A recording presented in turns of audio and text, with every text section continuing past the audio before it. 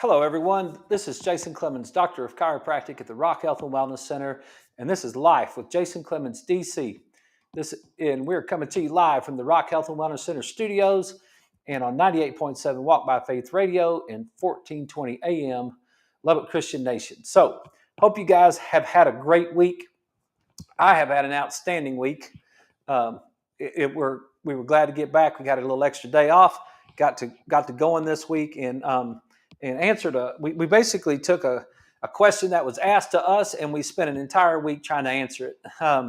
And so I hope if you were able to watch some of the shows, if you watched Tuesday, Wednesday, and Thursday night show, then you could take an accumulation of all that and kind of put it together and get some ideas about, if you're dealing with anxiety and stress and all those sort of things, how your diet affects that, and how what you eat affects that. So some of it was hard to verbalize. You know, one of the cool things about this show is that we're constantly trying to, what I'm trying to do is I get an opportunity. See, this is a great example of it right here. I get an opportunity to verbalize what I'm thinking. And that's harder to do than you think sometimes.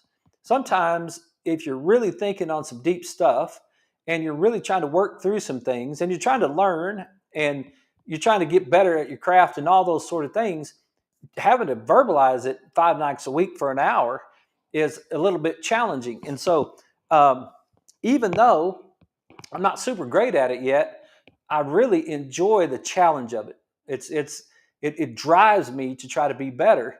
And this week was a great example of that, because we really had a lot on the plate, and I feel like some of it was actually pretty helpful, and I got some feedback that it might be a little bit helpful to some people. So you know what? That's what it's all about. This is a different show than a lot of places. This is just us. This is just you and me individually. This is me sharing my life with you. That's why I called it Life with Jason Clemmons, DC. This is me talking to you personally. If you're listening to this show, I am trying my hardest to talk to you personally and try to help you personally live a better life. And we're trying to break down all kinds of different topics so that you can get that information, and that you can make the decisions that you need to make your life better. So some of them are hard to some of these subjects are hard to cover, but I think we did pretty good this week. So we're going to just wrap it up kind of tonight. And I have a feeling that the content that we talked about this week is going to carry over for a long time on the show. But I think what I'm trying to do is take these last several nights, kind of wrap up all this information and see if we can, and then at the same time, I finished that podcast yesterday. You know, I was telling you guys about the podcast at Huberman Labs. If you guys don't know, Andrew Huberman, I mentioned him last night. He's a neuroscientist and tenured professor of neurobiology and ophthalmology at Stanford School of Medicine. And he has a fantastic podcast that he puts together, Huberman Labs, and you guys can look him up, Andrew Huberman, and he just interviews people, and they have great conversations about science and neurology and good stuff. And so he was interviewing Dr. Diego Borregas, and that's a gringo's way of saying that, so I apologize, but who's a really cool dude and a really smart guy. He's a PhD professor of medicine and neurobiology at Duke University, and he's from Ecuador. And that video was like 2 hours and something. It's like 2 hours and 2 hours and 2 hours and 42 minutes long. They had a 2 hour and 42-minute conversation right there. And people say, "Man, Dr. Clemmons, your shows is too long. It's got too much stuff." And I'm like, we got a 26-minute segment and a 25-minute segment. And I just said, it took me 2 days to break this video down of 2 hours and 42 minutes. But I'll tell you what, there's some good stuff in it. And there's some stuff in there you never heard before. And if you're into this kind of stuff, if you're a nerd like I am, and you like to to break this stuff down. And you say, how do you do that? You just sit down for 2 hours and 42 minutes? No, I don't. I listen to it on the way to work. I listen to it in between patients. I listened to it afterwards. I went and got a massage today. Fantastic, like always, from Lori Ann. So if you guys want her number, send me a text if you're here in Lubbock. But after the show, on my way over there, I was listening to it. On the way back, I was listening to it. And then I just came this afternoon. I had some things I wanted to do, but I really wanted to break down this show, and which is what people do, right? People do what they want to do. And so I had about 4 or 5 or 6 or 8 or 10 or 15 things that I could do this afternoon, but I prioritized all those things that I could do into the thing that I wanted to do the most, because I really wanted to talk about this. I wanted to talk about this interview tonight on our show and share this information with you the way that I interpret it. And that's kind of what we're doing. We're taking all this information that is out there and we're just interpreting it. I'm trying to interpret it so that maybe it's different. I mean, like Debbie told me this week, she's like, hey, you told that whole example about running a trot line. And she said, I never even knew what that meant. And so it was really cool to understand it. And the analogy worked out perfectly. Well, I don't know how many guys on the internet's going to break down a trot line for you and compare it to dopamine resistance on cell receptors. So, maybe it's, I told her, I said, this is kind of the blue collar comedy tour, the podcast of health and wellness and neuroscience and functional neurology, right? We're just pretty basic around here. And I grew up on a ranch in Roswell, New Mexico. I was a country boy. I was born in East Texas in Winsboro. My dad was a football coach. We moved around East Texas and Oklahoma, and then we moved out to that ranch when I was in 5th grade. And things I just don't try to, it's just kind of practical, right? It's just kind of like, hey, how's it work? Tell me how it works so I can make a good decision and then use my brain. So let's get to it. And I do have an article for you, and I want you to read this. I want to read this to you because it just came out April 5th, 2024. Epidemiology and Global Health, eLife. Higher ratios. All right, I'm going to say it, and you're going to think, oh, no, he's going to talk about that again. Yes, I'm going to talk about it again for just a second. Higher ratio of plasma omega-6 to omega-3 fatty acids is associated with greater risk of all-cause cancer and cardiovascular mortality. A population-based cohort study in UK Biobank. This was put together by a bunch of people. Authors are from the University of Georgia, Cornell University, University of Texas at Austin. This study cites 49 references. Funding of the study was from the National Institutes of Health. So there's a study right here, and what these guys are going to talk about is super important to us all. It really is. And you guys are going to wonder, why does Jason always talk about omega-3s? Well, cancer and cardiovascular disease are the 2 leading causes of non-communicable disease mortality globally. Fatty acids play an essential role in health. These are the key points from the article. Studies have shown that diets high in omega-3 fatty acids found in food like fish, fish oil, flaxseed, and walnuts may be beneficial. Some studies have raised concern that too many omega-6 fatty acids in Western diets rich in vegetable oils may be harmful. Scientists have proposed that a balance of omega-3 and omega-6 in diets is vital to health. A large number of existing observational studies documented the inverse association of circulating levels of intake of omega-3 fatty acids with mortality, with dying. The lower your 6:3 ratio is, the better you have a chance of not dying, is what that's saying. It's about as plain as you can get. It has been suggested that the high omega-6 3 ratio in Western diets, 20-1 or even higher, as compared to an estimated 1-1 during most of the time of human evolution, contributes to many chronic diseases, including cardiovascular disease, cancer, and autoimmune disorders. So here is their findings. Omega-3 and omega-6 fatty acids in plasma were all inversely associated with all-cause cancer and cardiovascular mortality, with omega-3s showing stronger effects. The risk for all three mortality outcomes increased as the ratio of omega-6-3 fatty acids increased. Comparing the highest to the lowest, individuals had 26% higher total mortality, 14% higher cancer mortality, and 31% higher cardiovascular mortality.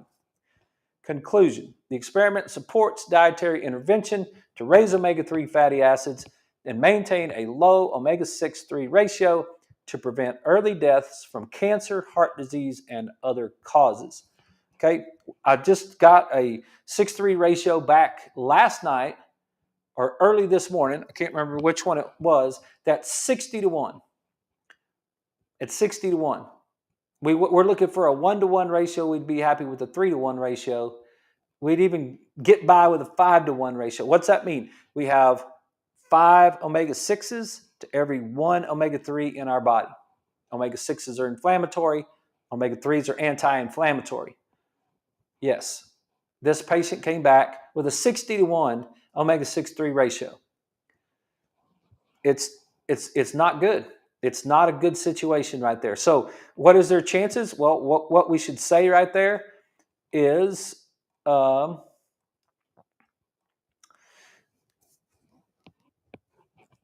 comparing the highest to the lowest, individuals had a 26% higher total mortality, 14% higher cancer, and 31% higher cardiovascular disease. We'll do a lot of things to solve our cardiovascular disease. What we think, we'll do a lot of things, but we won't do the one thing that might be the most important thing, and that's to take our fish oil and decrease our omega-6 fatty acids. I had a conversation with a lady today, and she said, part of my problem is my husband is a meat and vegetables guy, or meat and potatoes guy. He's a meat eater. He's a red meat eater. And I'm like, so what's wrong with being a red meat eater? I don't think there's anything wrong with being a red meat eater. Well, there shows all kinds of disease processes going on with, isn't red meat bad for you? Nope. Red meat that's fed corn is bad for you. You know what she said to me? She said, well, we have a lot of venison that we're trying to get rid of. And I immediately thought of going into Academy. I bet you right now, if you go into the front doors of Academy, Sports and Outdoors, which is a sporting good place here in Lubbock, you guys might have one. Go into your local sporting goods, Cabela's, whatever. I bet you as you walk in the front door, you will see bags of deer corn. Why will you see bags of deer corn? Because the guys that hunt deer don't understand that when you feed the animal that's eating grass, corn, it changes the meat from an omega-3 meat to an omega-6 meat. And then you think you're doing something natural. You think you're being some sort of outdoorsman because you're eating something from the wild, and then you're being a sportsman. Yeah, like a true sportsman, right? No, you're not. You're being ignorant to the fact that a high 6-3 ratio is bad for you. That's what you're being. So when we eat high levels of omega-6s, vegetable oils, peanut butter, those sort of things that are high in omega-6s, we have a high 6-3 ratio if we don't take our omega-3s to balance it. And we need those, or we're going to increase our chances of death. Okay, that's enough. That's all I'm going to talk about with that, because I don't want to bore you guys to death with omega-3s, but it's so cool because this comes from Dan Murphy, my man that teaches me all this stuff. And so what he does at the end of his article is he gives you a reference. I'll just show it to you.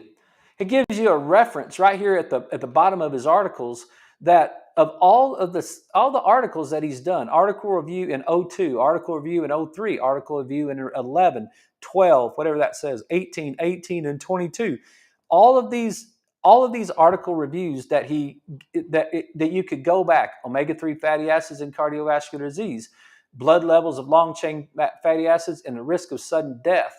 Omega-3 fatty acids decreases breast cancer risk. Evolutionary omega-6-3 ratios in the brain. Global survey of omega-3s in the bloodstream in healthy adults, promoting neurovascular recovery, right? All those things, all those things. And I know you guys that are listening to the show, listen to the show a lot. I appreciate you a lot, and I hope you're getting something out of it. And you're all taking your omega-3s. And you're taking them in a ratio of EPA to DHA in a 2-to-1 ratio, and you're getting your DHA above 1,000, which means your EPA is above 2,000, which means you're taking 3,000 milligrams baseline of omega-3 fatty acids every day. I promise you, the research across the board, across the globe, these guys, I'm not even going to try to pronounce these guys' names that did all this, but the first one is Yuchendzhang. He is not native of Lubbock. I can promise you that. The next guy, Yitangsun, he is not native of Lubbock. This is global information that you're getting. Okay, now let's get to this wrap up. Okay, because it's I think it's pretty cool. What do we talk about? We talked about the question: what does sugar and our diet do for a person that's dealing with anxiety, depression, post-traumatic stress, all that sort of thing? And we wrapped it all up. I'm not going to go back through it again, but we talked about where we are in our, and what happens to dopamine. That's not it. And the window of motivation, the bell curve of motivation. I promise I won't go through this whole thing again like I've done 3 nights in a row, but this is just kind of just remember the bell curve of motivation of the amount of dopamine that you want to have is you want to have this middle of the line dopamine. And if you are low, you don't have any energy, you don't have any motivation, you don't care to do anything. And if you are high, you're irritable and fussy, and you can't stand people, and you just don't, life is not good, right? That's our scale, according to Dr. Robert Lustig. You guys can look him up. He's all over the internet. He's just the hacking of the American mind, right? That whole thing is right here. That dopamine bell curve is right here on page 49 of the hacking of the American mind. It breaks it down, right? And what are the things that drive us to the right side of the curve? Things that drive us to the right side of the curve, and depending on where we are, is how motivated we are. If you feel unmotivated right now, if you're in a place where you're just not very happy with yourself, or you're not really happy with life, and you just don't have any, it's like, I know I should go for a walk, but I don't care. I know I should eat my vegetables, but I don't care. I know that there's lots of things I should do, but I just don't care. Okay? You're probably over here somewhere on the curve. You're probably over here somewhere on the curve. You're on the left side of the curve.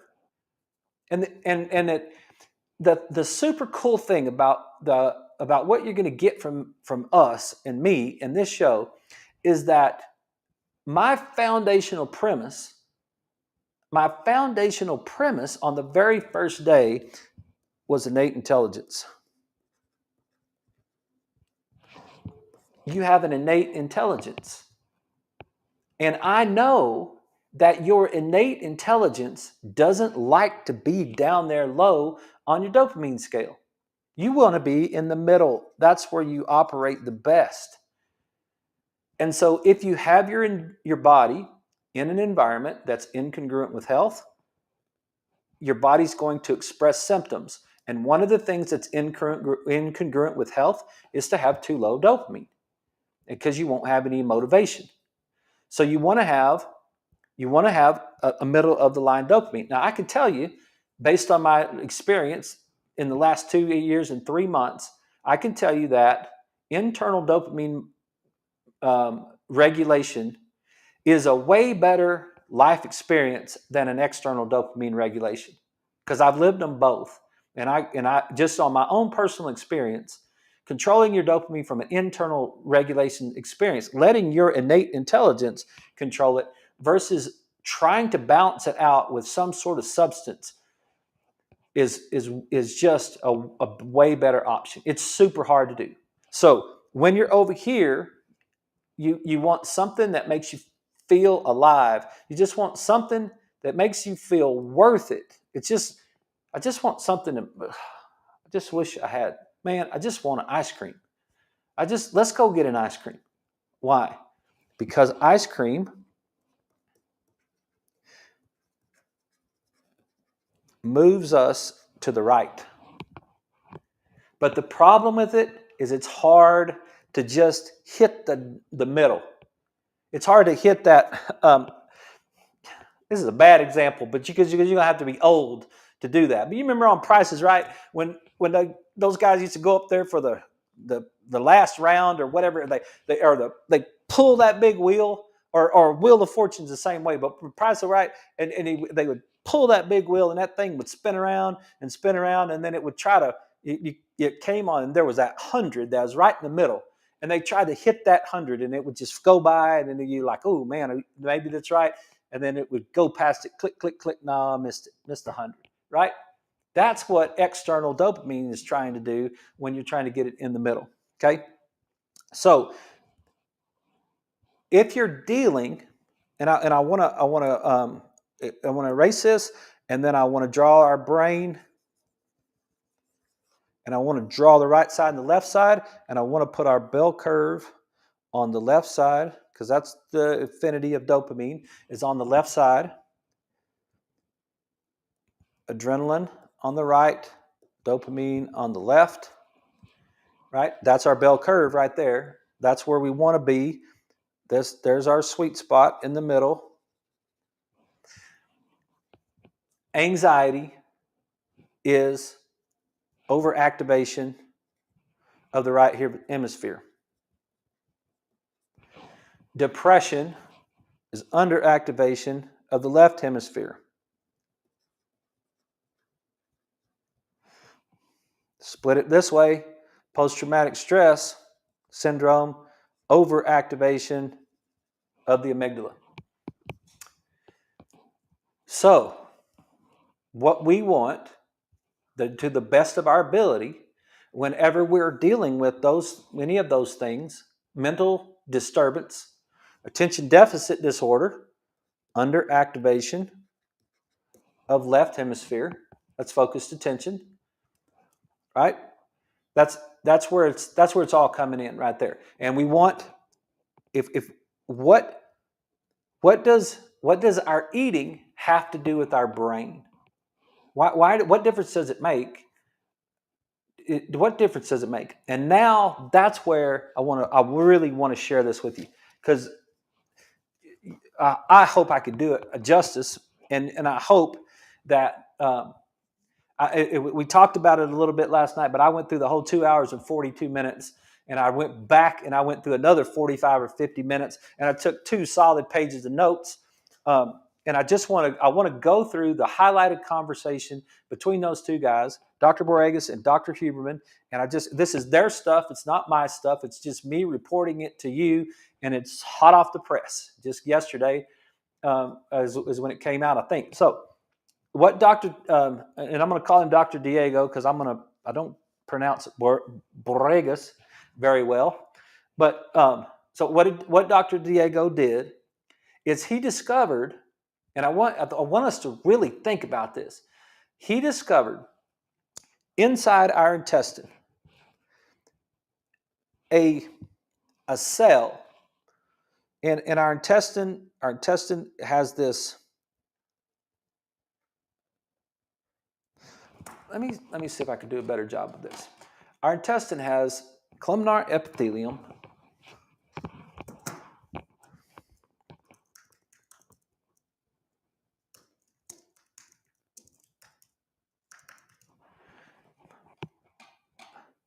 Yeah, there you go. I'll just show you an image of this dude. And you could just look at it. It's better than my picture.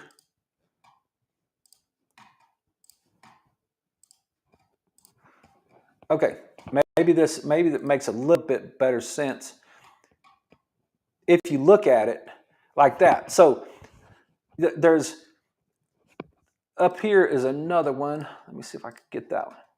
There's another. That's the intestinal wall right there. Let me blow that up. There we go. Okay.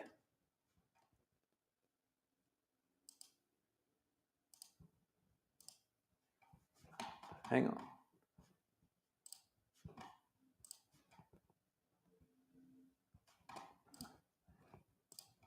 Bear with me. It's a good picture. There we go. Okay, that. Oh my gosh, we've used up the whole half. All right, we'll be right back, you guys. Hang on, and we'll be right back with Life with Jason Clemmons, DC. Okay, we're going to keep going right here because I want you to see that. I want you to see what that is. That is the intestinal wall, and there's your blood supply that's coming in there, your arteries and your veins that's coming inside that intestinal wall right there. And look at these little cells right here, right there. Those are called columnar epithelium.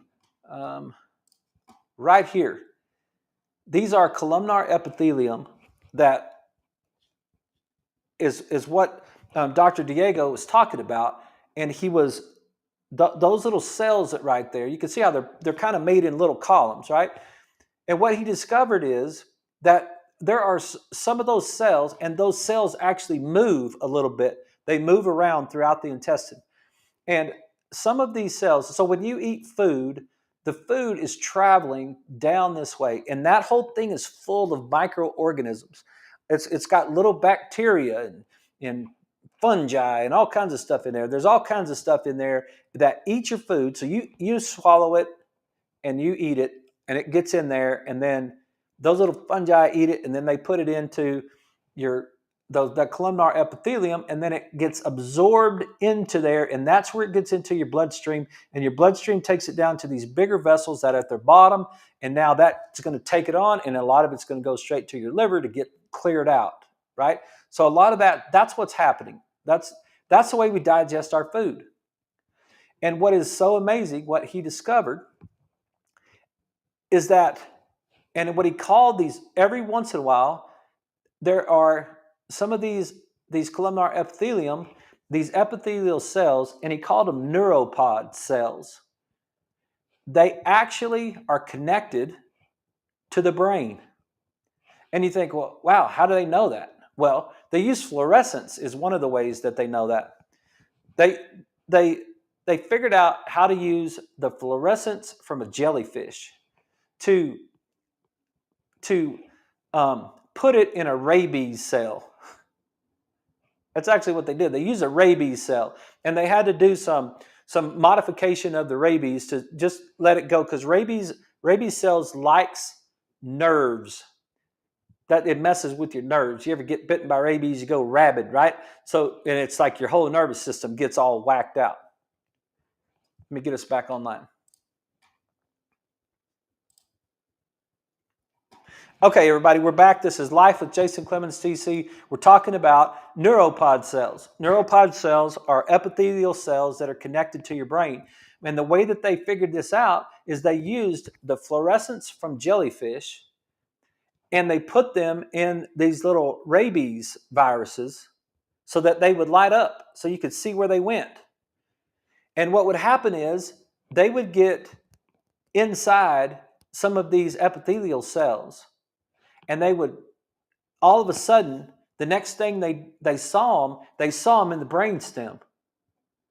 There's actually two stations between the gut and the brainstem.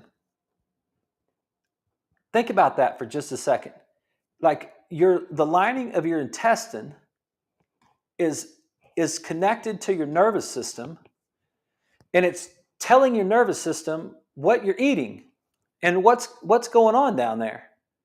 It's telling your brain what you're eating. And that's what he discovered with this neuropod cells, is that that the they track the whole thing through the vagus nerve that would fire, and they would show how the vagus nerve, like, 2 steps: inject rabies into the epithelial cell, bam, 2 steps, it's in the brainstem.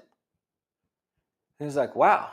Like, and so what do neuropod cells do? Neuropod cells, they detect the kind of food, what food got to our stomach, what food got to our intestine, what food got all the way down to our colon. What they know now is that there are different kinds of neuropod cells that detect different micronutrients. Some of the cells detect carbohydrates. Some of the cells detect fats. Some of the cells detect proteins. And then break down all the individual parts of that. Take your omega-6 fatty acids and take your omega-3 fatty acids. There's a neuropod cell that tells the brain the difference between the two. It tells the brain that you ate peanut butter or walnuts. It tells the brain that we've got a high inflammatory situation going on down here, or we have a low inflammatory situation going on down here. It's feeding whether or not you're having sugar. It's telling your brain you're having sugar, because that's that study that I don't know if you guys think I'm crazy because I keep going over that study, but sometimes when you find your treasure, go back on Monday night. When you find your treasure, you just, in your joy, you just sell your stuff and you go buy the field, right? Matthew 13, verse 44. You just go buy the field. And this study is just, it's just one of those things that you just don't get every day. It doesn't come around in your lifetime all the time to explain to you, gosh, dang, that makes sense, right? Put mice in a cage, give them 2 water supplies: sugar water, regular water. What do the mice drink? They drink the sugar water, 100%. Of course they do. Everybody does. Why? Because your brain needs 3 things. Your brain needs glucose, oxygen, and excitability. It's vitally important. You have to have those 3 things: glucose, oxygen, and excitability. Your brain loves glucose. Every little kid, you don't have to teach a little kid to like sugar. All you got to do is give a little kid some sugar. Then they're hooked on it forever. They're looking for it. Our innate intelligence is looking for the sugar that's out there. Now, the problem is, when our innate intelligence was developed, there was no Bluebell. There was no Haagen-Dazs. There was no Snicker bar. We had to find sugar in glucose in very sparse places back in the day. So we're like, man, I got to have some of that. I got to have some sugar. Okay. So our brain needs glucose, oxygen, and excitability. So you put the mice in the cage. The mice eat. Put the mice in the cage. The mice drink from the sugar water 100%. Okay. Now you take the mice out of the cage, and you take the sweet receptors off of their tongues, so they cannot taste sweet. They cannot taste sweet. What will they do? They will eat 50-50 from both water supplies. Now, what Dr. Diego did is he figured out how, through optogenetics, I think it was optogenetics, they figured out how to take the ability of a cell that can detect different light waves, kind of like in your eye, how a cell can detect different light waves, and then discern what's going on with that wavelength, the wavelengths, and it gets into the energy of wavelengths, right? And so what they did is they figured out a way to connect these these wavelengths inside these epithelial neuropods, and they could turn them off and turn them on. They could turn that off. Do you know what happened in these mice when they turned off the neuropod? These mice that were drinking the sugar water 100%, if you turned off the neuropod, they went to 50-50. He could flip a switch and turn that neuropod cell off, and now the mice didn't know the difference between sugar and regular water. They just drank the water like it was sugar. It's just the same. They didn't know it. Turn it back on. They're like, oh, wait, we like our sugar. We're going to go drink our sugar, right? They put these, so you put the mice in the cage that don't have sweet receptors. They drink from both water supplies until you leave them in the cage for 48 hours. And after you leave them in the cage for 48 hours, 100% back to the sugar water. Relatively close to that number, right? What does that mean to us? What does that mean to you and I? What is the significance? Why is Jason so flipping out over this study? What difference does it make to you and I? It makes so much difference to you and I because we think the reason we like things is because of the way they feel on our tongue. That's what we think, and it's not true. The reason we like things is because of the way our brain what it does to our brain. The sugar, when we eat sugar, it's on our tongue. Yeah, we get this real quick momentary, oh, it feels good on my tongue. Yes, okay. But if I was to cut the sweet receptors out of your tongue, you would still eat the sugar, even though you couldn't taste the sugar, because now the glucose gets into the intestine. It gets picked up by the neuropod cell. The neuropod cell, through the vagus nerve, fires back into the brain and tells the brain, we got sugar. The brain says, thank you, Jesus.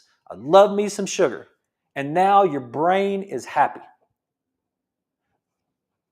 Every bite we take affects the neurology in our brain. Every food that we eat is being detected. Some of those neuropod, you know what they're looking for? One of the main things that they're looking for is protein. Listen to this part of the study. He said it's right off the press. He's like, we can't even publish it yet. But here's what happened. Eat a diet that has no protein. Give an animal a diet. Give them a bowl that has no protein. What will happen? They will stop eating. They will stop eating it. They won't want it. It has nothing to, they're like, nah, I don't want that. Why? Because their gut neuropods are not detecting any amino acids. They're not detecting any protein. They're not detecting those amino acids. And the amino acids are vital for our life. They're vital for the way that we function. That's what will happen right there. Okay? Guess what? Now take the next scenario. That's number one. Now take scenario number two and feed them a low protein meal with low fiber. What will happen? They will overeat. Why?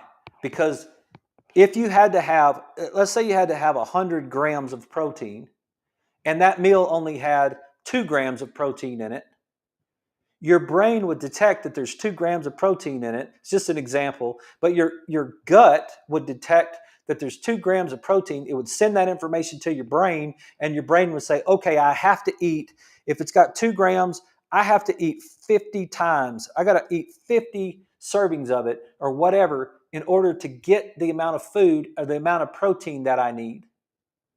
A low protein diet with low fiber causes us to overeat.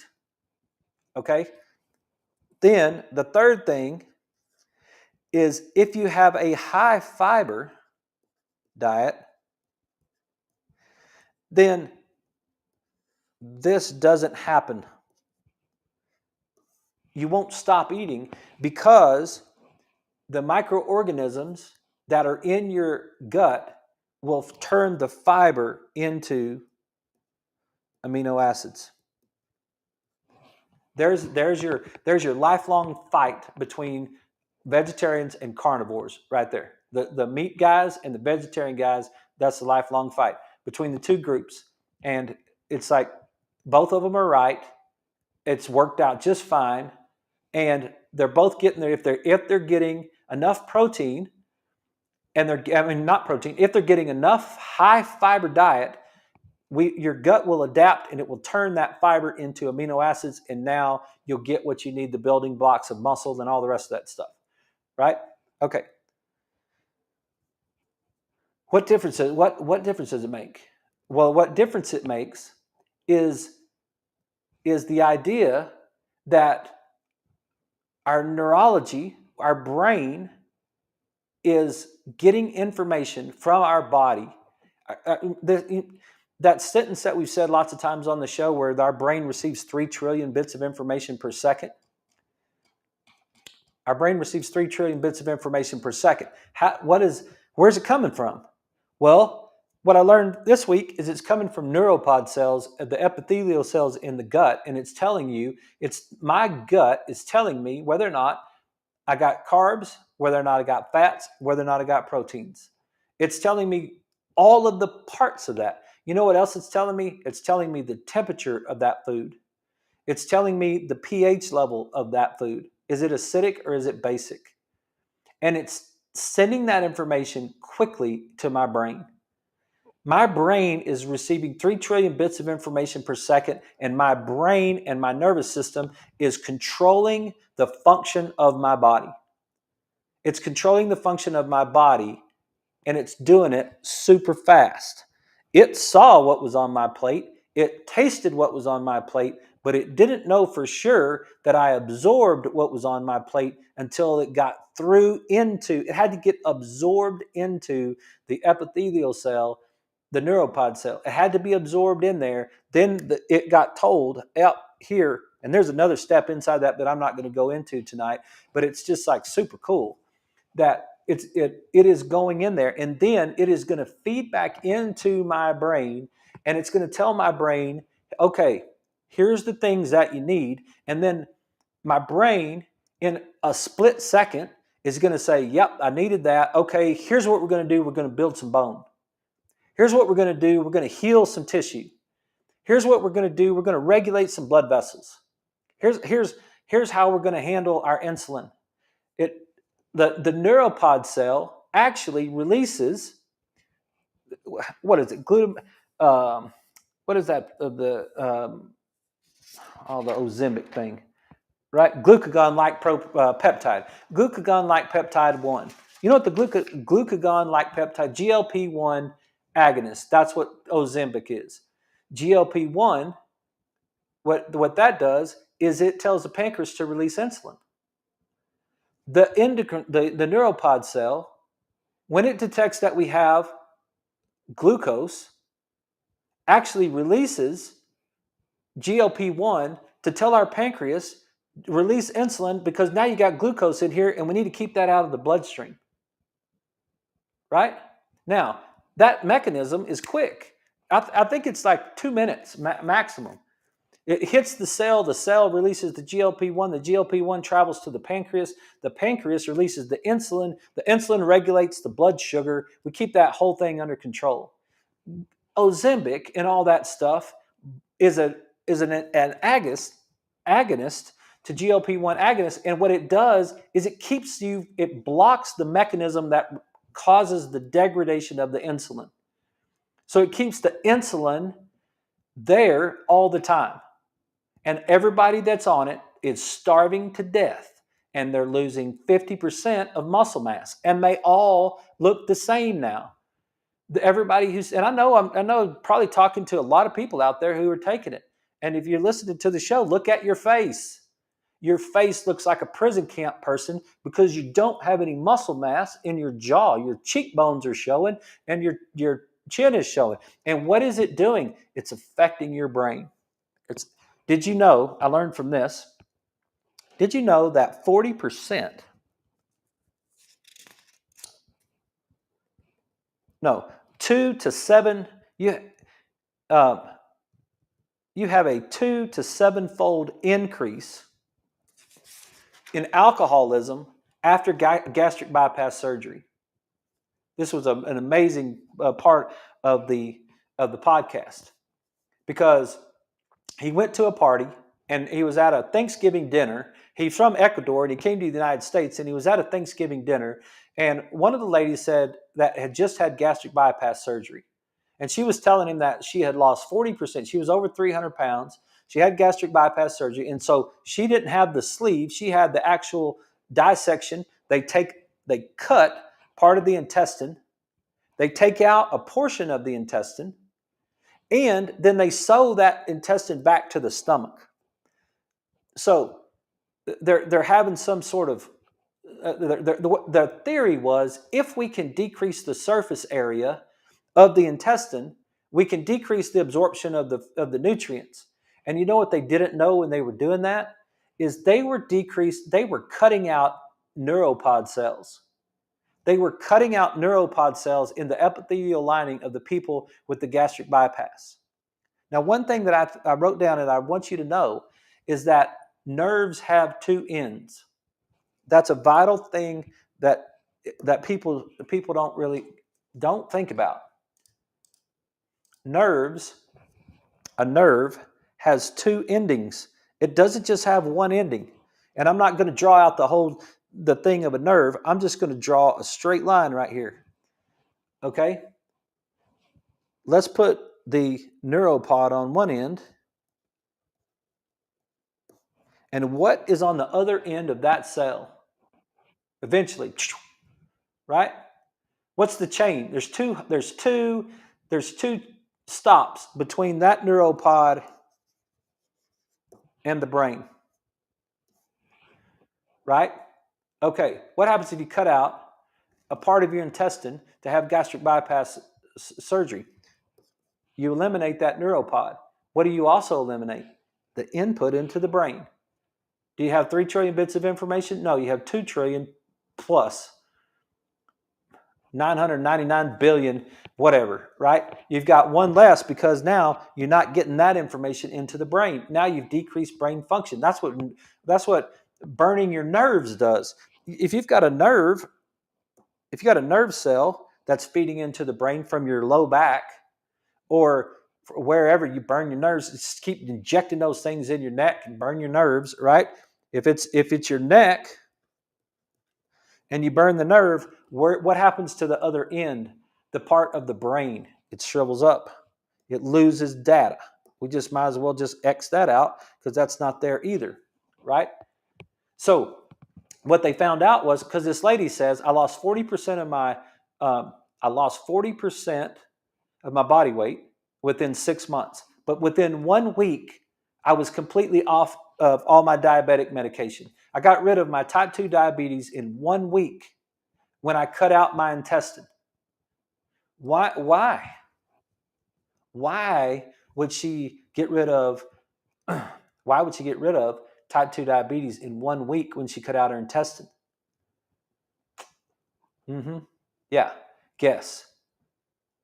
Because her brain changed in 1 week by cutting out the neuropods, by cutting out the information going from the gut to the brain changed the physiology of the body in 1 week. Do you know that you can do the same thing without cutting your intestines out?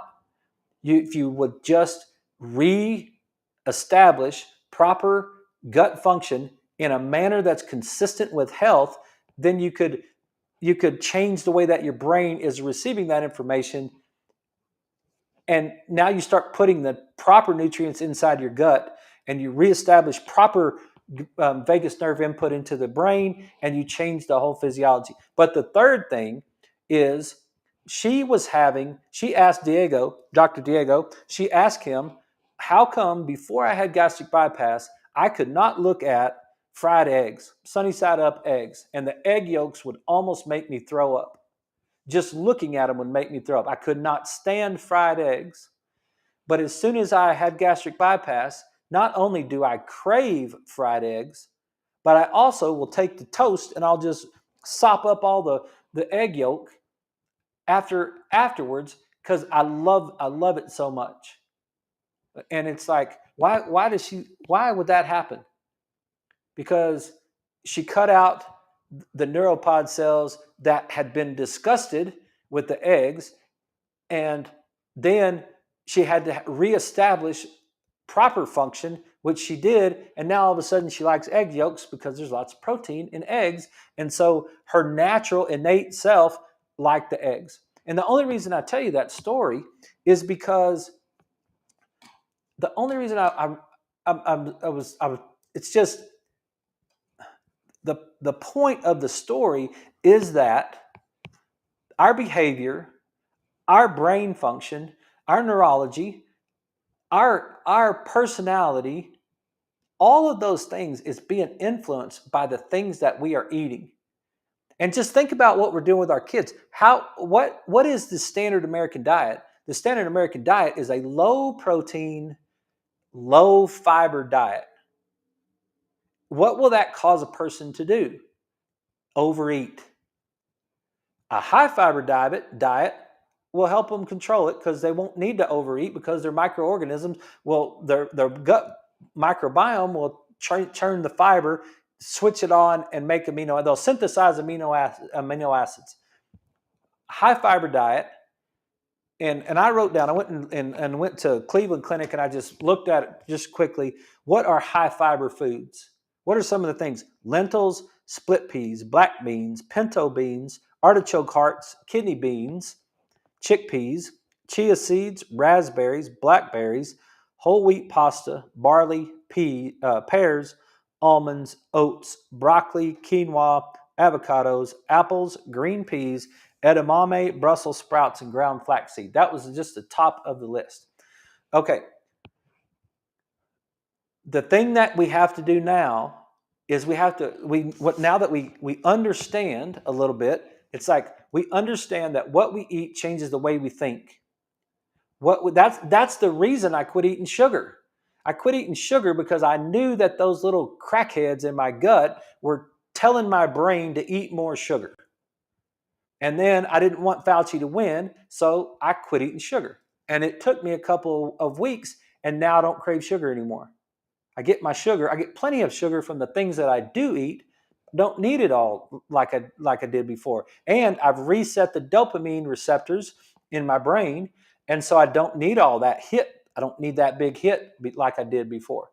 Okay, but the thing that is super important is that now that we know those things, we can start to dial in and fine tune between 6s and 3s now, right?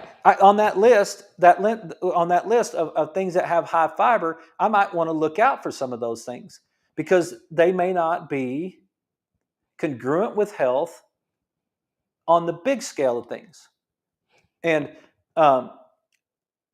they might make my insulin go up. They might make my 6:3 ratio get out of balance. They might cause my A1C to go up. Whatever. Like there are different choices that we can make. But what do we want to do? Is we want to have a whole food. That's the whole meat and vegetables. Why meat and vegetables? Protein and fiber. Control the insulin. Control the sugar with. Oh man, we're out of time. Hang on, you guys. Hey, all you guys on the radio, I hope you guys have a great weekend. We'll be back at 6 o'clock on Monday with Life with Jason Clemmons, DC. You guys have a great weekend. Okay. We want to control our sugar with complex carbohydrates. We want proteins and complex carbohydrates. We want berries instead of fruits. I'm not saying we can't eat fruits, but it would help us be on a nice balanced level we'd be this way. We don't want to control hypoglycemia with Skittles. That's not health. That's just causing more of this roller coaster ride. And that's not what we're looking for. We want to be on a meat and vegetables. What kind of meat? Grass-fed meat. Why grass-fed meat? Because if we get our 6:3 ratio too high, it increases our cardiovascular disease and our cancer. We don't want that. We want our 6:3 ratio to be balanced. So we want to eat grass-fed meats. All of them. Wild fish and grass-fed meats. That's what we want to do. So that's what we're looking for. Meats and vegetables. Vegetables are high in fiber and they're complex carbohydrates and they're low on the glycemic index and they don't get your insulin spiked. We want to eat berries instead of fruits because that's going to help us control our insulin. We want to eat nuts from a tree and because it's going to give us good fats and it's going to give us some nutrients that we need. And all of a sudden, now that we have Instagram, almonds are bad for you.